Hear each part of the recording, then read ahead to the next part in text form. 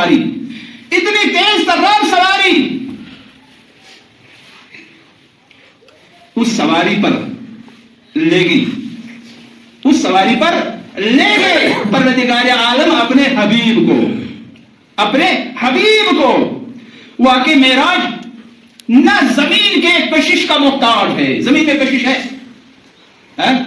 آپ کوئی بھی چیز جو ہے 1 کلومیٹر کی اونچائی سے ڈال دیجیے تو کہاں جائے گا؟ اوپر جا کے نیچے آئے گا، نیچے آئے گا۔ کیوں؟ کوئی میوہ گرتا ہے تو کہاں گرتا ہے؟ زمین پر، اوپر تو نہیں آتا ہے۔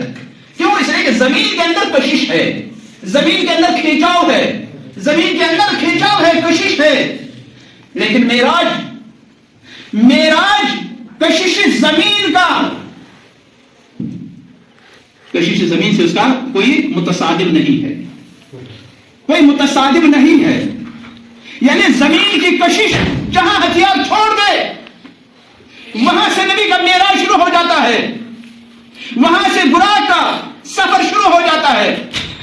زمین کی کشش اپنا کام چھوڑ دیتی ہے، نکھلائی زندگی سے اس کی راہ میں کوئی رکاوٹ ہے، نکھلا میں کوئی رکاوٹ ہے، نہ آفتاب کی گرمی معراج کے لیے کوئی رکاوٹ ہے، نہ آفتاب کی گرمی، نہ زمین کی کشش، نہ خلائی زندگی، نہ آفتاب کی گرمی، نہ آفتاب کی شعاعیں، آفتاب کی کرنیں اس کے لیے مانع ہے، نہ زمانہ اس کے لیے مانع ہے، نہ زمانہ اس کے لیے مانع ہے۔ یہ سفر مخصوص ہے، یہ سفر مخصوص ہے جو قدرت کی طرف سے بلائے گئے ہیں اور قدرت کے اشارے پر ہو رہا ہے۔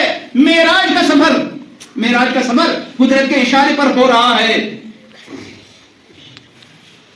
اس لیے کہ ہر شے پر اس کا قبضہ ہے، وہ علی کل شیء قدیر، ہر شے پر اس کا قبضہ ہے، ہر شے پر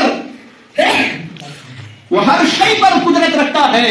اس نے بلایا ہے اپنے حبیب کو، لہذا ہر شے خاموش ہے، زمانہ خاموش ہے، وقت خاموش ہے، وقت خاموش ہے۔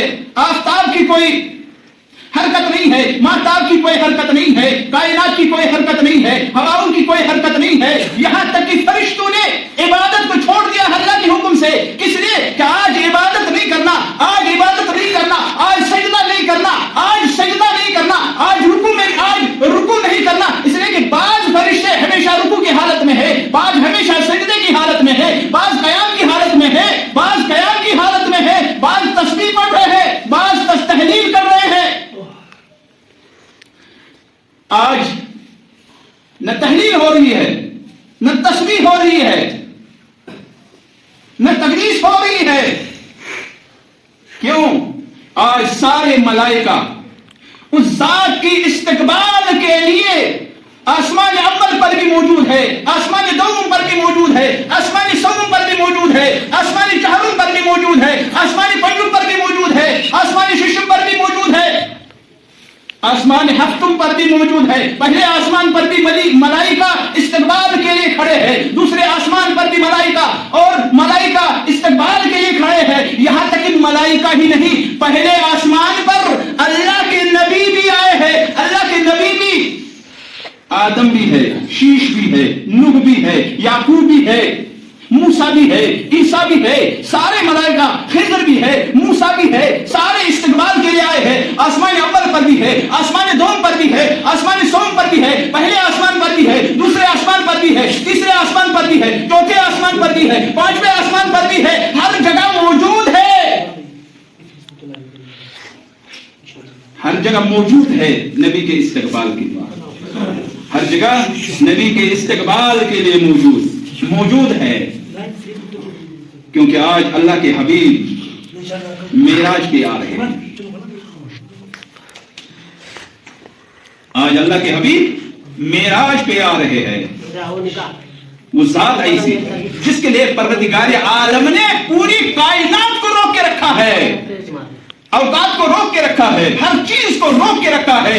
کبھی جب رسول اسلام معراج سے واپس آئے، دوسرے دن معراج کے واقعات بیان کر رہے ہیں رسول اسلام، جب معراج کے واقعات بیان کر رہے ہیں، معراج کے واقعات بیان کر رہے ہیں، ایک مرتبہ رسول اسلام نے فرمایا کہ دروازے کی کنڈی ہلتی رہی، وضو کا پانی ابھی بہ رہا تھا، میں آسمان پر گیا، وہاں پر جنت کی بھی سیر کی، ملائکہ سے ملاقات ہوئی، نماز بھی ہوئی، تمام جتنے بھی انبیاء ہیں سارے انبیاء چوتھے آسمان پر جمع تھے، وہاں 2 رکعت مستحب نماز پڑھی، 2 رکعت نافلہ نماز پڑھی، رسول اسلام صلی اللہ علیہ وآلہ وسلم نے امامت کی، سارے ملائکہ سارے انبیاء پیچھے سب بستہ تھے، سارے سب بستہ تھے، رسول نے نماز پڑھائی، اس کے بعد ساری شریعتوں کو منسوخ کرنے کے بعد آخری شریعت کا اعلان ہوا۔ وہ کون سی شریعت ہے؟ وہ شریعت محمدی ہے۔ اب شریعت محمدی یہ جو بعض مسلمان نبی کو اپنے جیسا کہتے ہیں، سارے نبیوں سے اقرار لیا گیا، سارے نبیوں نے مانا کہ آخری نبی ہمارے بھی نبی ہے، ہم اس جیسے نہیں ہو سکتے، ہم کو اس اہتمام کے ساتھ اللہ نے نہیں بلایا جس اہتمام کے ساتھ محمد مصطفیٰ کو بلایا۔ سارے نبی یہ اقرار کر رہے ہم محمد مصطفیٰ جیسے نہیں ہو سکتے، تو عام انسان مصطفیٰ جیسے کیسے ہو سکتا ہے؟ عام انسان مصطفیٰ جیسے کیسے ہو سکتا ہے؟ یہاں تک کہ ایک مقام تک جب پہنچے، ایک مقام تک جب پہنچے، اس مقام پر جب پہنچے تو وہاں جبریل نے بھی ہتھیار ڈال دیے۔ اے اللہ کے حبیب، اب میں اس سے آگے نہیں جا سکتا، اگر میں اس کے آگے گیا تو میرے سارے بالوں پر جل کے راکھ ہو جائیں گے، میں اس کے آگے نہیں چل سکتا۔ مسجد الحرام سے شروع ہوا، مسجد اقصی تک، پھر مسجد اقصی سے سدرۃ المنتہا تک، جس کا ذکر جو ہے سورہ نجم میں بھی آیا، سورہ نجم کی ابتدائی تم والنجم اذا ہوا ما ضل صاحبكم وما غوى وما ينطق عن الهوى ان هو الا وحی یوحی۔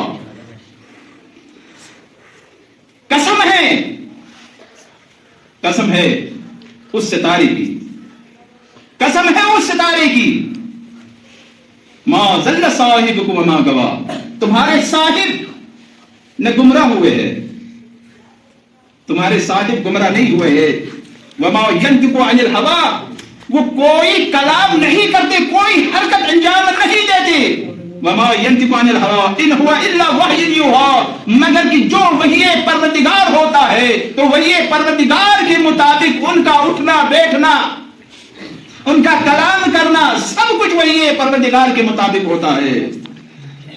علمہ شدید القوی، جس کو اسی نے پڑھایا،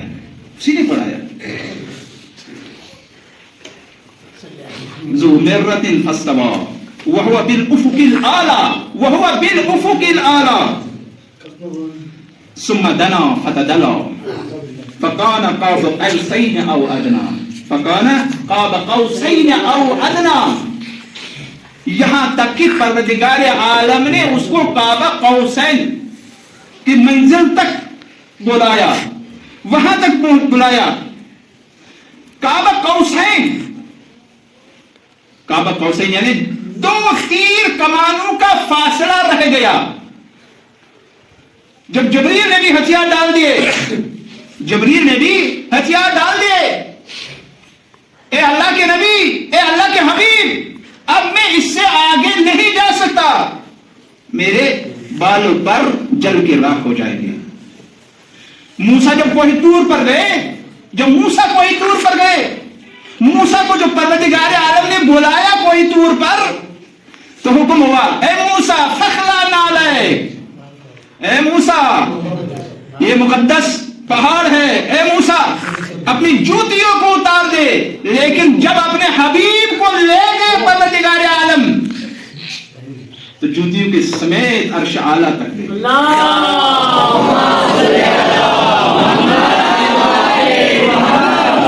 قاب قوسین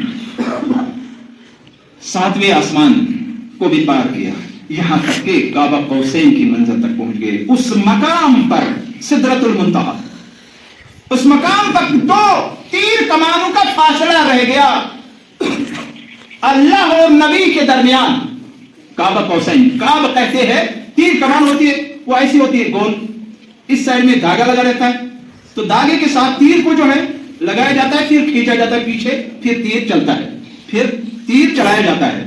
قاب قوس یہ ہو گیا قاب, یہ گول جو ہے یہ کیا ہے قاب ہے. اور اس کے بعد اس کے جو 2 کنارے ہیں وہ کنارہ کیا ہے قوس ہے, وہ کنارہ قوس ہے.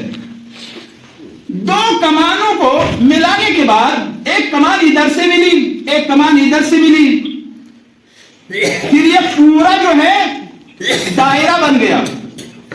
ایک کمان میں آدھا دائرہ ہوتا ہے, جب دونوں کمانوں کو ملایا جاتا ہے, دونوں قوسوں کو آپس میں ملایا جاتا ہے, تو ادھر کا قاب ادھر ہو جاتا ہے, ادھر کا قاب ادھر ہو جاتا ہے. تو دونوں سائڈ کا قاب جب قوس مل جاتے ہیں تو یہ دونوں آدھا آدھا حصہ جب مل جاتا ہے تو پورا گلوب جو ہے بن جاتا ہے, پورا گلوب بن جاتا ہے.